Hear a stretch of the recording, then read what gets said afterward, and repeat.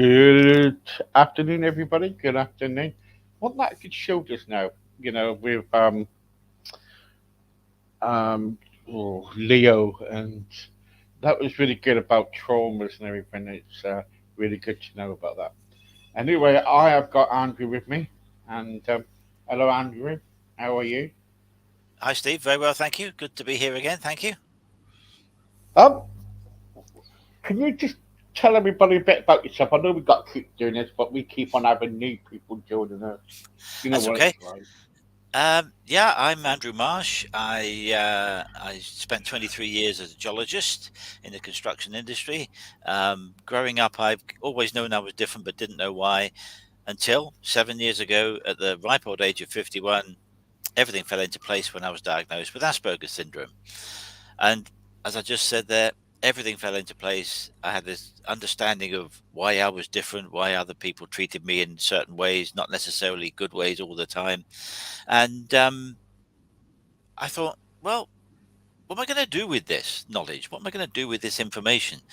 So I thought, well, you've got skills. I have skills that I have inherently because I have Asperger's, some that I didn't really appreciate until much recently. And then I thought, well, I like talking. I write novels as well, and I'm always very excited about talking about my novels. So I thought, well, you've been in industry, you've worked as a geologist in the construction industry, which is quite a tough business, and you've got through that. Why not use your skills that you have, the knowledge, and your 58 years of life experience to help other people and help people in business manage people like me, people with Asperger's syndrome, and do that better in the workplace. So that's what I do now. I talk to companies, I talk to businesses, and I say, these are the skill sets that people with Asperger's have. They're very ranging, very broad ranging, and no two people with Asperger's are the same, just as no two neurotypical people are the same. But there are some commonalities that we have between amongst us, and I can help you manage those people that you have in your teams better, and I can help you encourage you to employ more people with Asperger's for all the following reasons. And I would go into the skill sets that people have and how you can search them out, how you can find them, and how you can manage them in the workplace better. Because um, one size doesn't fit all. We have to get away from this thinking that we can do one set of training with one shooter and everyone's going to fit into that model, and that's it, the business is going to be great, super. Doesn't work like that. It doesn't work like that with neurotypical people, and it doesn't work like that with people on the spectrum, neurodivergent people, Asperger's and autism.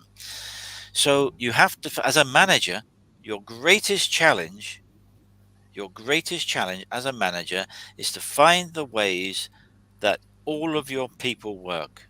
And that means that person one might work differently to person two, person three might react differently to certain stimuli and certain methods of information processing differently. So your job isn't to roll out one way of doing it your way. Your job is to find out how each of those people work effectively, efficiently, and at their best, and and encourage them to do that and support them in doing that, so that when they're at work they are efficient, they're productive, they feel valued. And there is nothing better as an employee than to feel valued, as though what you are doing makes a difference, you're contributing to the business goals. So that's what I do. I'm a speaker, I'm a coach, and I write novels. Brilliant. Thank you so much for that, Andrew. Thank you. Um, what's the difference then between autism and Asperger's? Okay.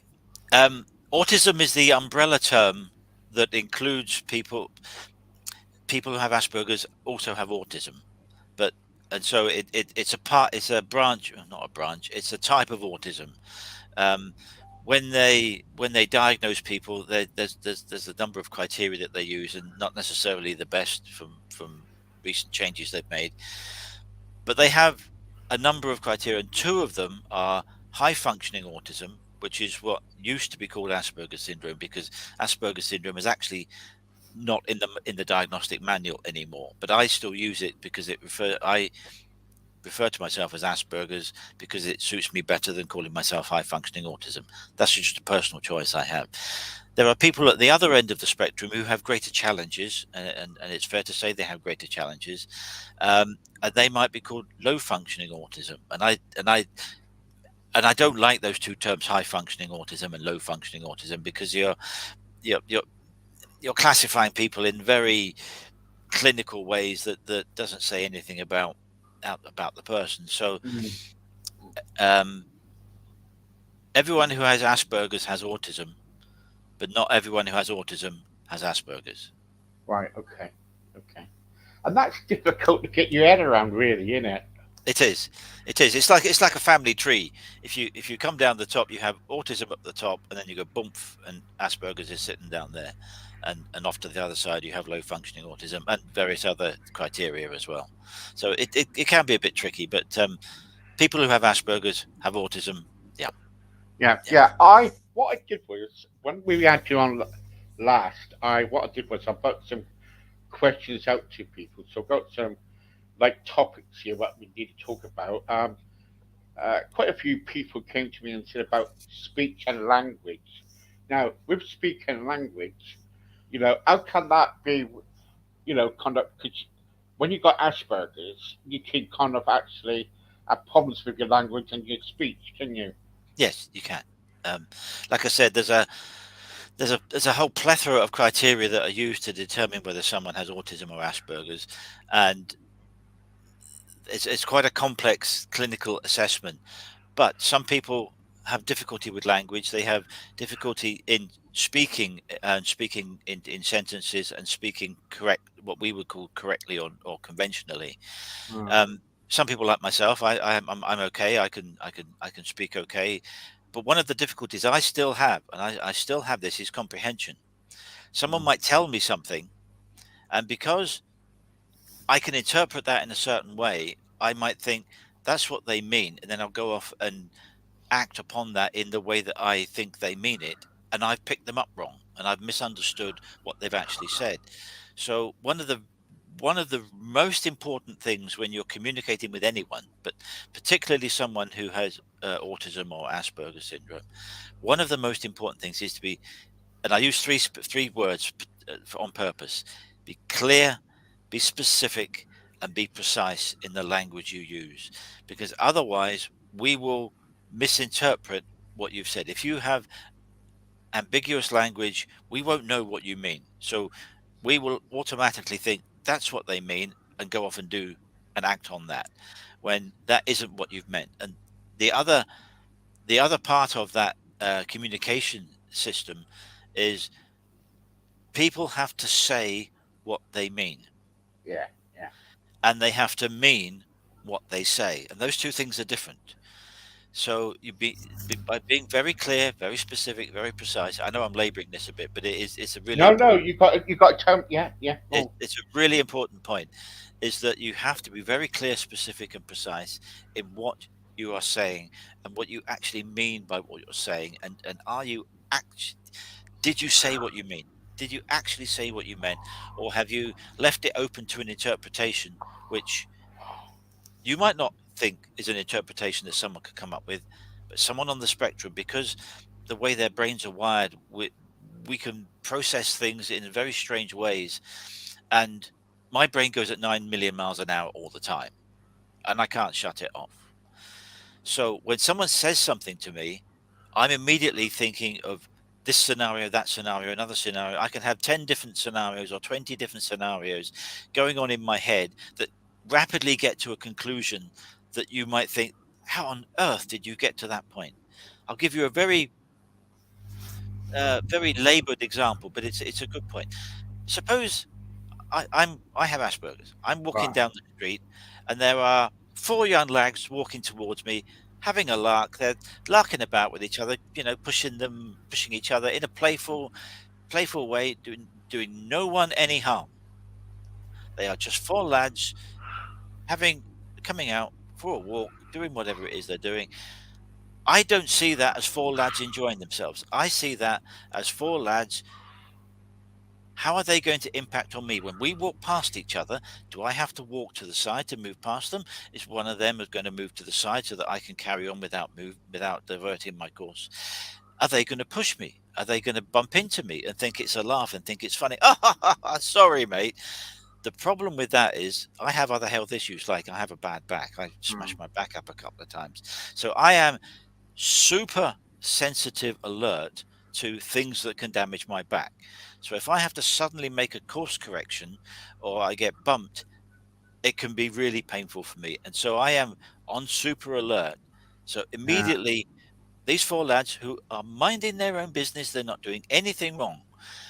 That can come across to me as this is a potential threat. This is a potential hazard to me. How am I going to get past these four lads without damaging my back, getting bumped, or uh, we bump each other and then there's some verbals and it gets Mhm. agitated and I get anxious. And all of that is going on in my head as I am walking towards these four lads who are minding their own business. So we have so I have a heightened sense of alert about that and about damaging my back, falling over, because I can't get up as easily as other people. Right. Okay. I have to get up onto my knees, and my knees are really, really sore. Kneeling down is incredibly painful for me.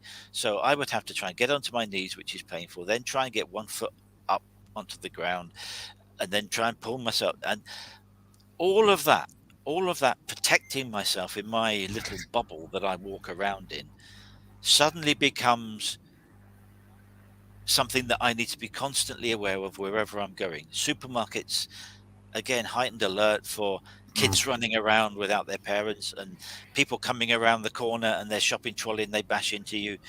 Normally, most people would think, "Oh, sorry, that's okay, don't worry."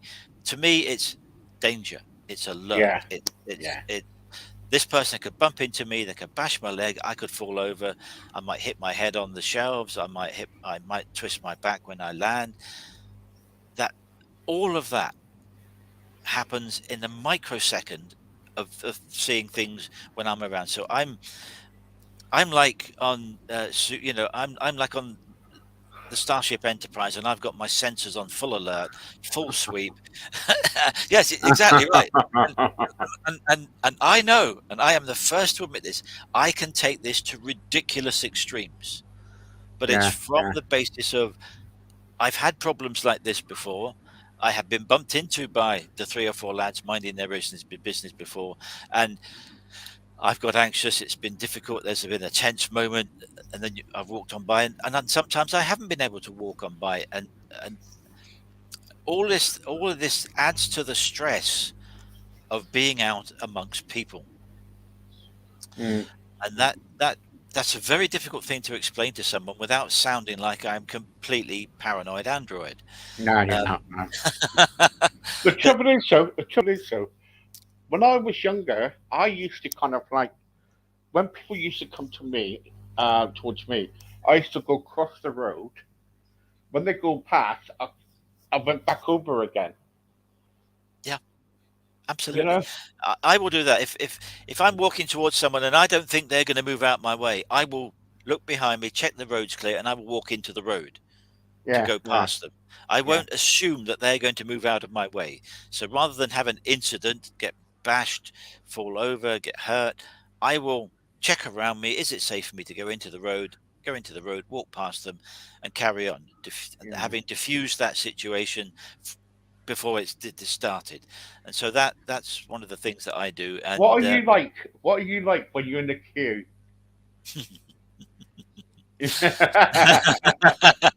yeah,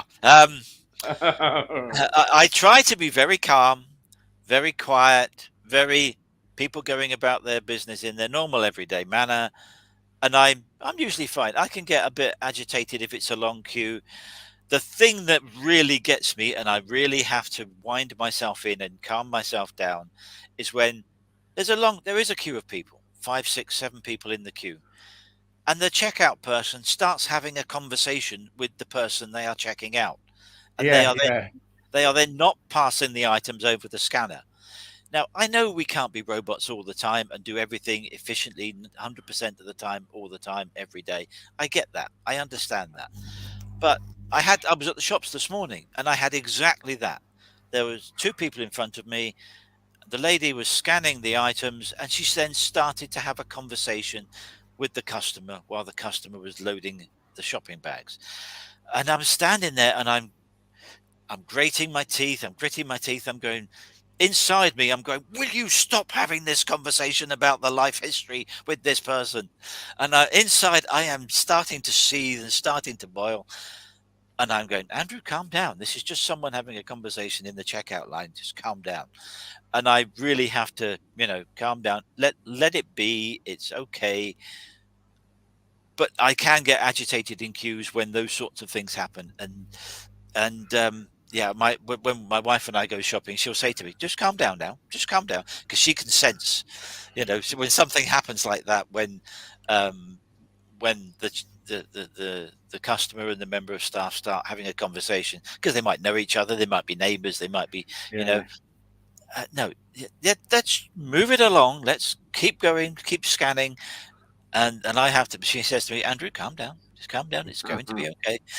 And yeah, so I have to be aware of myself and calm myself down when I see these things happen, because otherwise I can get myself into a right fankle. I really can. Yeah, yeah, Yeah. Yeah. Do you find it? Do you find it that when people look at you, you're thinking, well, what are they looking at me for? yeah. I Yeah. do. I do. I have this. What are they looking at me for? Are they looking at me just because I happen to be there? Are they? Are they? Are they going to try and make me feel uncomfortable? This is where my defense mechanisms kick in. Are they going to make me uncomfortable? Are they going to say something that's going to irritate me? Are they going to push me or prod me for the reasons that I've said earlier? Uh, what's their agenda? What's their motivation? Are they going to make things difficult for me? Am I going to find myself in a situation where I have to try and extract myself from something before it becomes a conflict? And how can I do that? Is it safe for me to do that? And Uh, and that's just because someone's looking at me.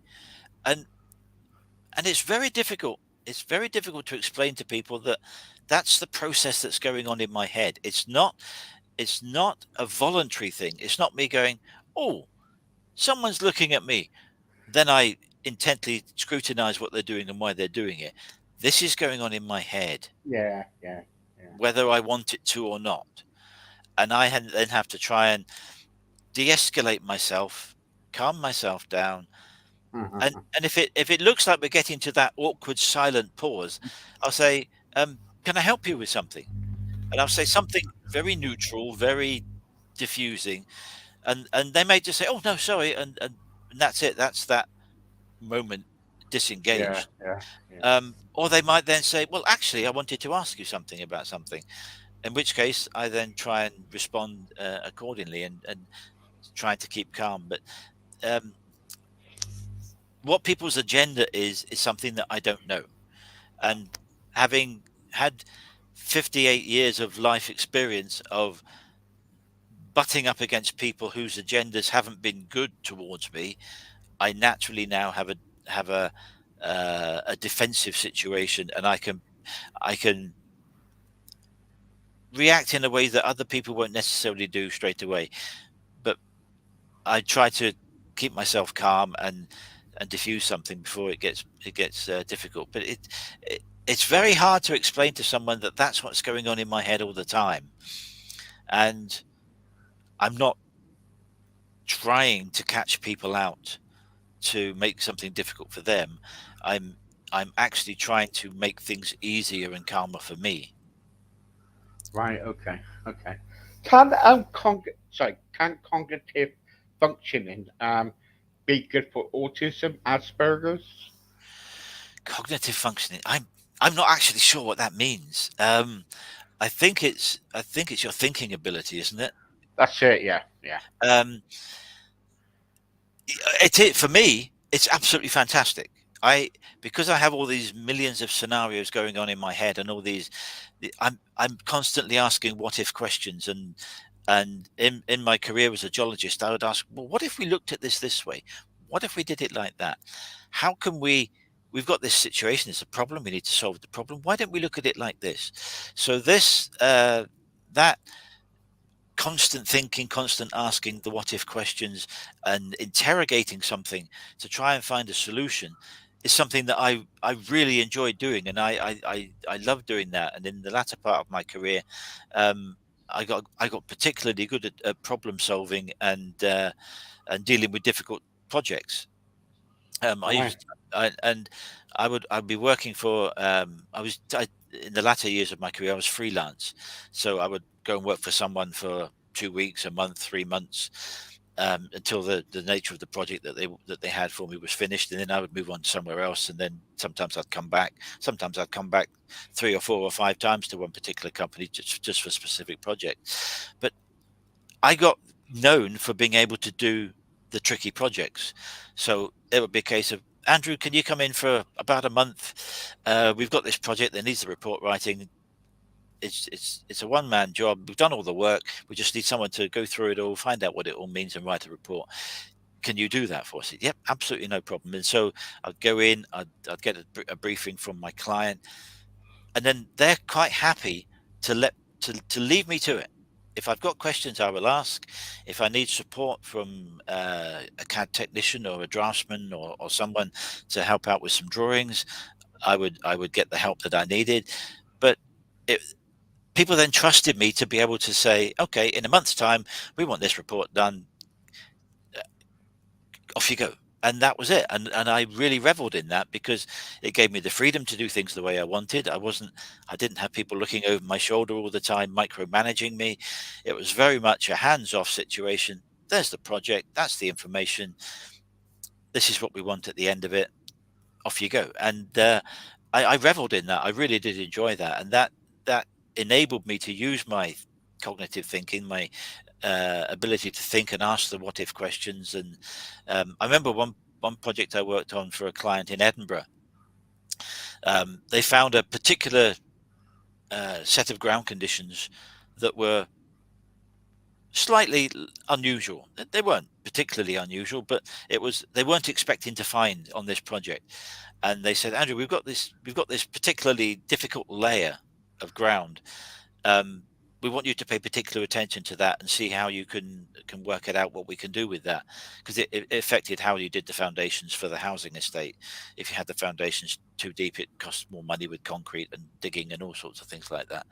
So they let me to it, and I basically just looked at all the information, and I looked at it in two different ways, by plotting up the information on drawings and then contouring using use contour, make contour maps. And in one of the ways, the contour map worked brilliantly, and you were able to see at a glance where the deeper points of this material were. And that was it. So we got that worked up, and it was included in the report. And what it meant was that someone could see at a glance what the nature of the job was. So that's what they wanted me to do. They wanted me to find a way to solve this particular problem and present that in a way that they could understand, and then the builders could then understand when they went to do the job. So that asking the what if questions and thinking about things in a different way was great for me as a geologist, because I was always asking those questions, asking the what if questions. Yeah, it How was about the exciting. how about the age of onset? Age of onset. What do you mean by that, Steve? Yeah. Was it one more one more difference between autism and Aspergers is the age of onset or the age which a child receives a diagnosis. Um, I don't know. I'm not sure that that's right, actually. I think you can be diagnosed with autism or with Asperger's at a very young age. I know of some children who are diagnosed at 2 or 3 years of age with either autism or with Yeah. Asperger's syndrome. Um, a lot of a lot of people that's primarily because the awareness is more prevalent. Doctors and schools are more aware of the issue. Back Yeah. when I was a kid, in the 60s and 70s, we didn't know what Asperger's syndrome was. No one had ever heard of it. No. No. I was just labeled the difficult kid, and what we're going to do with problematic Andrew and things like that, and um, which is why people my sort of age are getting diagnosed late in life. Something will happen. Um, Someone notices something, or an incident will happen, or a behavioural pattern is noticed by a spouse, a parent, or a boss, particularly at work, that might think, oh, maybe we should look into this a little bit more. And so there are people at my age, in 40s, 50s, 60s, who are getting diagnosed with Asperger's. Anthony Hopkins was in his 70s when he was Yeah, he diagnosed was, wasn't he? Yeah, yeah, with Asperger's. Yeah, yeah, yeah. yeah. Okay. What would you say to people who is suffering with, Asperger's? I'm going to pick you up on a word you use there, Steve. Suffering. I don't suffer from Asperger's syndrome. I have it. I don't suffer. Right, It to me, it's my superpower. right. It's given me a set of skills. It's given me an ability to look at the world in a different way, in a unique perspective. It's given me great opportunity now that I've understood who I am and what I have. Um, I don't I don't see it in a negative way. So when I tell people I have Asperger's and they go, "Oh no, that's terrible," I say, "No, actually, it's not. I don't view it that. Yeah, I view it as my superpower, um, because it's yeah. given me these abilities, it's given me these skills and unique way of looking at life, and I see it as very much a positive, and I think that mindset that mindset is very important. Um, a mindset is very important in a number of his. I think I'm okay in saying this. Yeah, yeah. 12, 12 years ago, my wife was diagnosed with cancer, and first thing that came out of my wife's mouth once they told us the diagnosis was, "Okay, what is this beastie? What's it called? And what are we going to do about it?" And the doctors went, "Oh, okay." And because my wife has a medical background, she was a veterinary nurse for a long time. We we thought, okay, we know what this is. They've told us what this is. We are going to beat this, and we're going to do it in our own way. And we are not going to tell everyone of our friends and family. We're only going to tell those people that are going to be supportive. Because Yeah, we don't want everyone going, "Oh no, you've got cancer, you're going to die," because that's what people think, whether that's a right thing or a wrong thing. When someone says the word "you've got cancer," the immediate default situation is you're going to die. That's what everyone thinks. yeah, So yeah. my wife, We've got to get away from that stigma, don't we? exactly. We Yeah, we we saw it as something. Yes, we've got to deal with this. We've got to get through this. What are they going to do about it?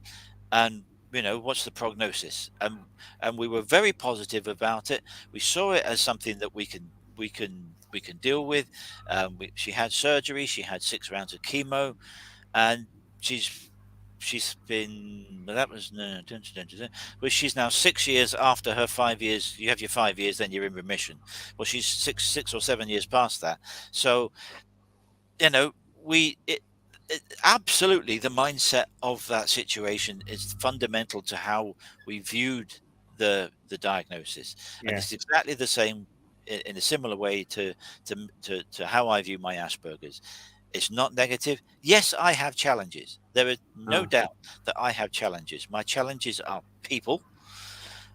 People are fickle, Steve. They really are. Um, uh. because they don't mean what they say and they don't say what they mean. Oh, Um, thank you. no, not you. I mean people. Um, but so I view my Asperger's as a positive, and that's what I say to employers. I say, if you've got people with Asperger's, give them the freedom to express themselves and use their ideas, use their abilities to challenge the norms that you have, and to free think and problem solve, and you'll be amazed at what they can come up with. So um, yeah, mindset is very, very important.